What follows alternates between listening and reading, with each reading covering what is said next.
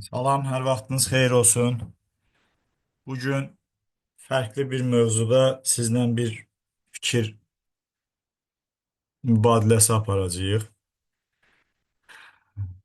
Bu fikir mübadiləsinin əsas məqsədi 2 mart və 9 mart 2025-ci il buraxılış imtahanlarının qarşılıqlı müqayisəsindən ibarətdir. Bəzi misal tiplərinə baxacağıq. Hardasa 12-13 misal seçmişəm mən həm 2 mart, həm 9 martdan eyni məzmun xəttinə aid olan sual tiplərini seçmişəm. Müqayisə aparaq və qərar verək. Görək, 2 mart imtahanı yoxsa 9 mart imtahanı hansı daha sadə idi? Əvvəla onu bildirim ki, mən bir müəllim kimi istənilən bir həmkar yoldaşıma qınaya bilmərəm ki, hər iki imtahan təşkil elə, eyni məzmun xəttində imtahanlar olsun, suallar eyni suallar olmasın, amma imtahan çətinlik dərəcəsi tamamilə eyni olsun. Bu hardasa mümkün deyil. Bundan ən yaxşı çıxış yolu imtahanları bir dəfə keçirtməkdir. 2019-cu ildən bu yana artıq 7-ci buraxılış imtahanını bu il biz keçirtdik. Şagirdlərimiz imtahan verdi. Hər il demək olar ki, eyni şəkildə problemlərlə qarşılaşdıq. Bugünkü imtahanda da xüsusilə 2 mart imtahanını biz görəndən sonra mən bir neçə şagirdim, məsələn, adlarını deməyim doğru deyil, amma hardasa bir 10 nəfər şagirdim oldu ki, imtahanda ilk sualları gördükdə belə deyək, məəttəl şəkildə oturub baxıblar ki, hə, bu necə oldu ki, 2 martda suallar belə, bugün belə.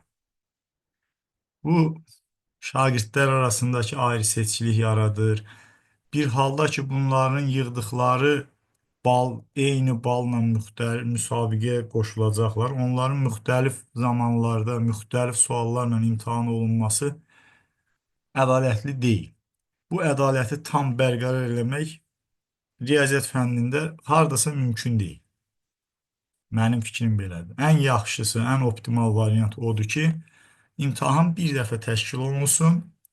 Şagirdlər bütün ölkə üzrə 110 min, 120 min nəfərdirsə, yəni bunu əvvəllər 2019-cu ilə qədər deyim, imtahanı təşkil eləyirdi və hamı iştirak eləyirdi. Hətta indi 3-cü dəfə olacaq. 6 apreldə köhnə illərin məzunları üçün də imtahan təşkil olunacaq. O necə olacaq Allah bilir. Dəqiq onu mən bilə bilmirik. Sualların müzakirəsinə başlayaq.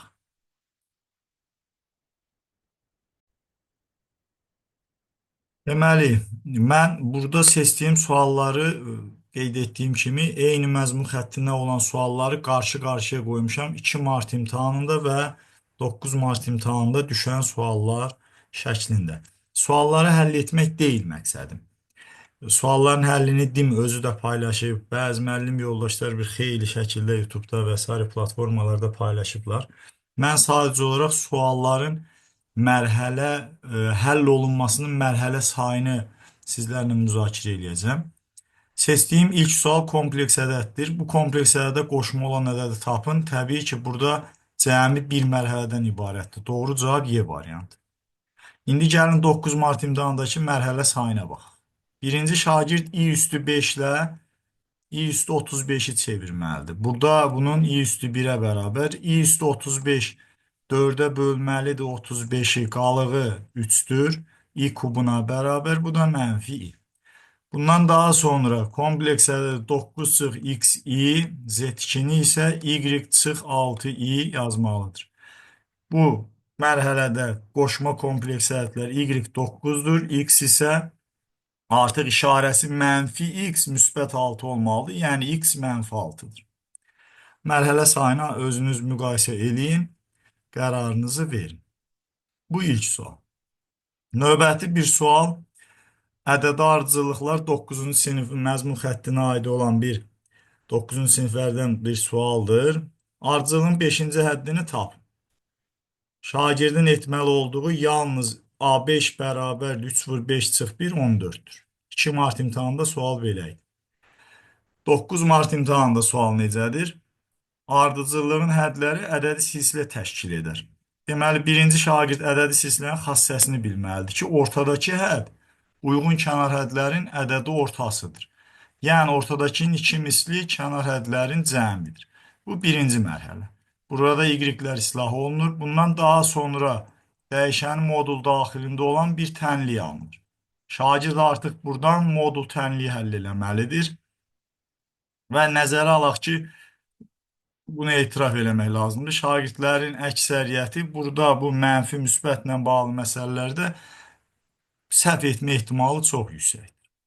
Mərhələ sayı burada da bu şəkildə. Üçüncü sual ehtimal məzmun xəttinə aiddir. Əvvəla onu qeyd edeyim ki, burada bəzi suallar ki var. Məsələn, burada üçüncü sual, yazdığım üçüncü sual. 2 mart imtahanında çox seçimli suallar növündən idi. Yəni, şagird bu sual yaza bilməsə belə, hardasa 3.2 bal itirir. Amma 9 mart imtahanında yazılmış ehtimal sualını həll eləyə bilməsə, 6.10'da burada 3, deməli 3,8'də 1 bal, dəqiq deyim. Burada isə 6,4'də 1 bal itirir.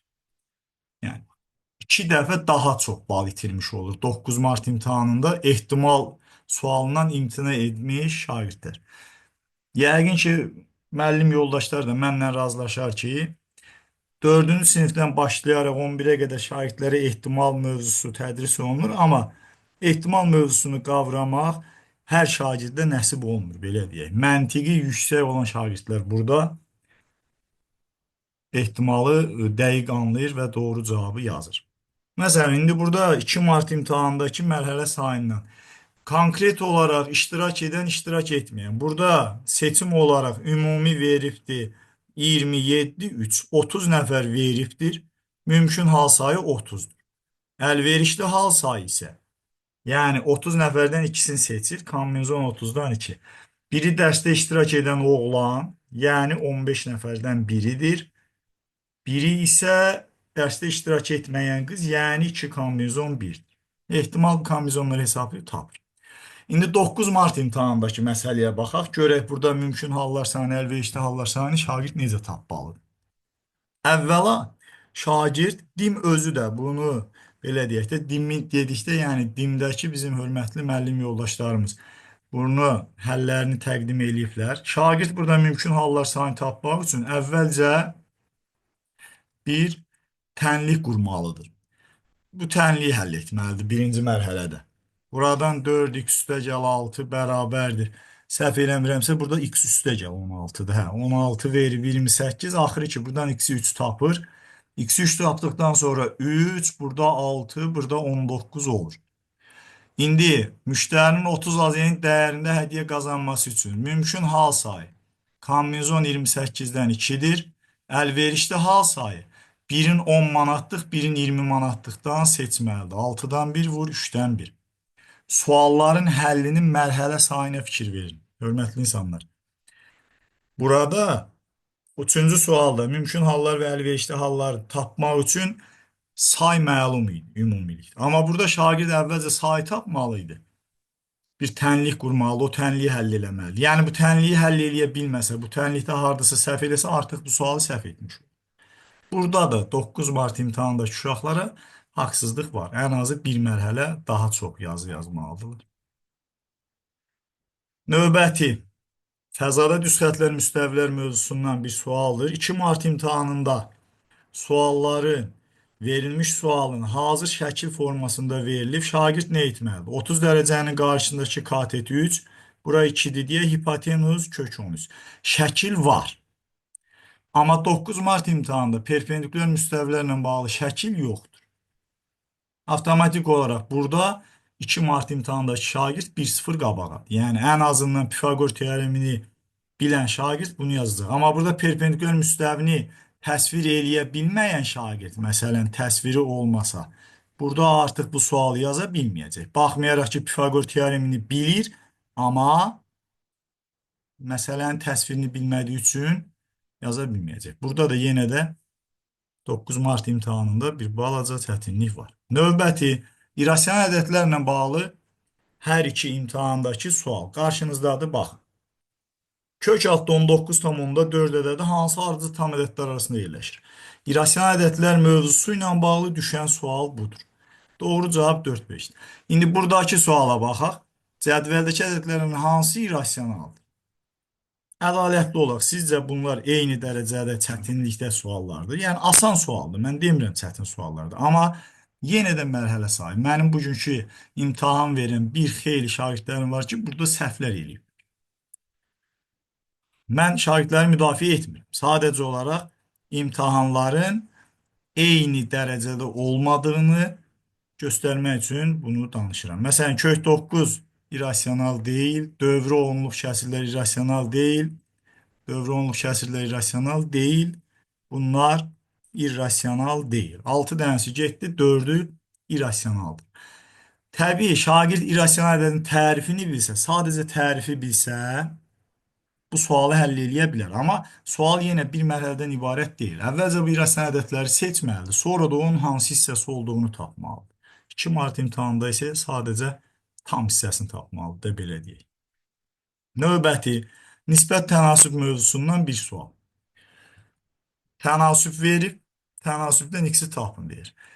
9 mart imtahandakı faiz mövzusundan, yəni burada artıq məhlul məsələləri şəklində verilib. Belə deyək, müəllimlərimizin və dindəki hörmətli yoldaşların insafına buraxıram. Yəni, eyni dərəcəli sual demək olar bunlara. Xeyr. Trigonometriya mövzusundan 2 mart imtahanda düşən sual. Sinus 231 yalnız çevirmə düsturunu bilməli idi. Qiymətləri yerinə yazıb cavabı tapır. Burada isə əsas trigonometrik eynilikləri bilməlidir.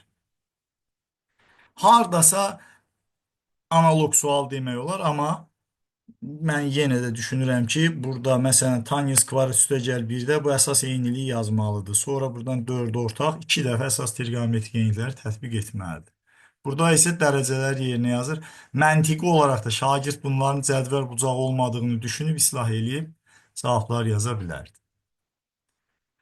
Növbəti bir sual. Çevrə mövzusuna aid bir sual. 2 mart imtahanında düşən çevrə sualı çox seçimli cavablardan seçilməlidir. Amma 9 mart imtahanında düşən sual, indi burada mən 22 simvolik yazmışam, ətraflı yazı tələb edən sualdır. Sualların çətinlik dərəcəsini müzakirə etmirəm. Əlbəttə 9 martdakı çevrə sualı daha çətindir və bu sualı yaza bilməyən şagird yenə 6,4-də 1 bal itirir.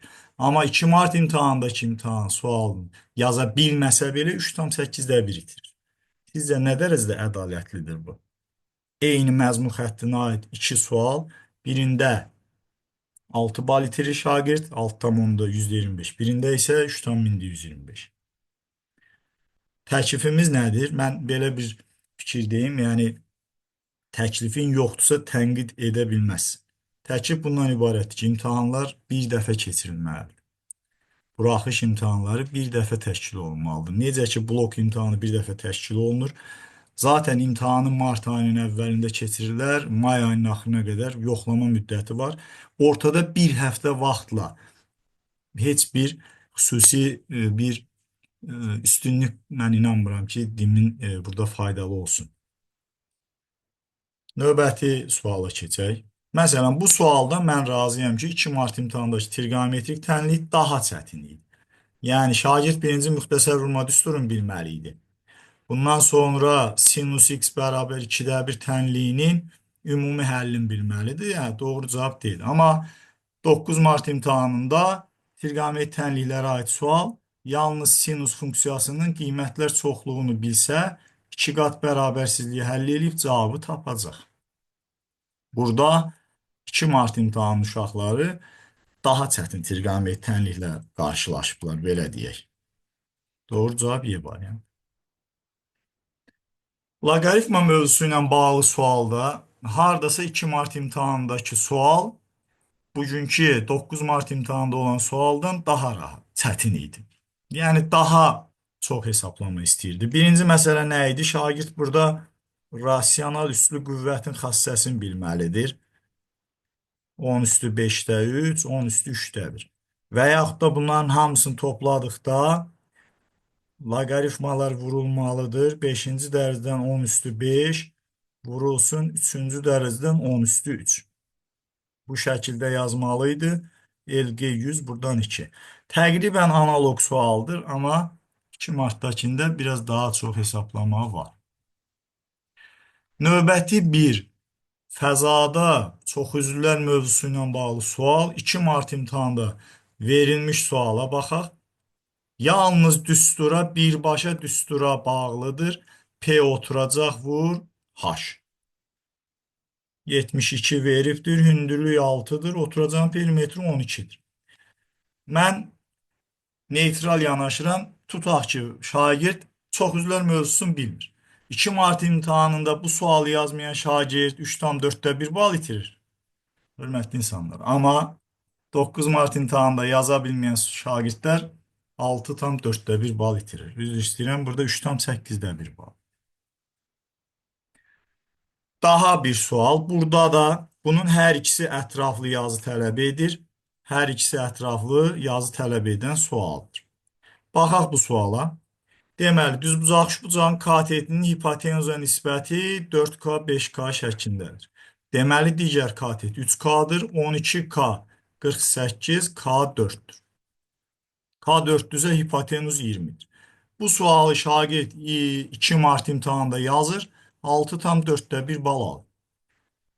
Təqribən eyni mövzuya aiddir. Burada da düzbucaq, üçbucaq xassələrindən istifadə edir, amma mərhələlərin sayına baxın. Şagird birinci burada nə etməlidir? 9, 16'dır. Evklit düsturunu yazmalıdır. H kvadrat 144, H 12. Daha sonra ABC üçbucağının sahəsini tapmalıdır. 25 vur 12 bölü 2, 300. Daha doğrusu burada 2, 150 alırıq ABC'nin sahəsini və ümumi sahə 300'dür. Şagird məsələn burada üçbucağın sahəsini tapa bilməyənlər düşünür ki, bura 12'dirsə, buranı 20 tapacaq. Bir Pifagor burada istifadə edir. Bir Pifagor burada istifadə edir 15. Daha sonra 15 vur 20. Sizcə bu iki sualın həllinə şagird eyni zaman sərf eləyəcək, doğru cavab alacaq, yoxsa yox? Və belə bir sual müxtəsər vurma düsturlarına aid. 7-ci sinif müxtəsər vurma düsturları. Burada müxtəsər vurmanı görürük. Şagird yalnız A kvadrat çıx B kvadrat düsturunu bilsə, A kvadrat çıx B kvadrat düsturunu bilsə, bu misalı həll eləyəcək. Bilməsə belə, məsələn, şagirdlər var ki, 49'u 49'a vurub 6-6, 2401. Bunları vurub toplayıb 600'e bölüb doğru cavabı tapacaq. Bu suala görə şagird 3,8 bal alır. Yəni, burada hesablayır, səhv etmirəmsə, deməli, 20 vur 78, 20 vur 72. 20'ni ortaq çıxartdı, 150 bölünsün 600. Burada ixtisar getdi 30, 150 bölü 35. Məsələn, bu sualı mənim şagirdim var. 25 sualdan yalnız bu sualı səhv yazıb 3,8 bal itiribdi. Yekunda o şagirdin balı gələcək 96,8 Nə qədərsə də 96,875 bal gələcək. Amma buradakı sualı həll eləyir şagird. Necə həll etməlidir? Baxın, birinci bu kəsrin sürətin vuruqlarını. İndi bunu bütün şagirdlər şifahi bilirmi? X çıx 1'in kubudur. Bilməyənlər məcburdur ki, x kub çıx 1 yaza. Çıx 3x kvadrat üstə gəl 3x yaza. Buradan x kub çıx 1'i, buradan bunu vuruqlarına ayır. Daha sonra burada x çıx 1'in kvadratını yazmalıdır. Və burada şagirdin itirdiği zaman 2 mart imtahanında yazılan analoji sualından təbii ki, ən az 2 dəfə çox olacaq. İmtahan suallarından mən tamamilə razıyam. İmtahan, yəni 2 mart imtahanında da tutaq ki, 2 dənə çətin sual var burada, amma 13 dənəsindən belə deyək də 11'in 2'yədir. 9 dənə, 8 dənə fərqli sualın çətinliyi artırılmış sualın olması şagirdin hardasa 2 marta nəzərən əlavə 8-10 dəqiqə itirməsinə səbəb olur. Bu da həmin imtahan üçün çox böyük əhəmiyyət daşıyır. Mən bütün şagirdlərimizə uğurlar arzulayıram. Ümid edirəm ki, 2026-cı ildə bu buraxılış imtahan mövzusunu artıq birləşdirərik. Sağ olun, görüşək.